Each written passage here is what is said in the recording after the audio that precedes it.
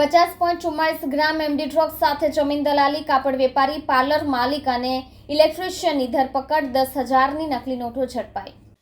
સુરતમાં રત્ન કલાકાર પાસેથી 10,000ની નકલી નોટો ઝડપાઈ. ઉધના બેંક ઓફ બરોડા શાખામાં એક રત્ન કલાકાર દ્વારા ગોલ્ડ લોન ભરવા લાવવામાં આવેલી રકમમાંથી 10,000ની નકલી નોટો મળી આવતા હલચલ મચી ગઈ. આરોપી રવિ ગોરધમ ગોળકિયાને ઉછની પૈસામાં બેંક લોન ભરવા જઈ ચૂક્યો હતો, પણ બેંકના ડિક્ટેશન મશીનમાં 500ની 20 નોટો બોગસ હોવાનું ખુલ્યું.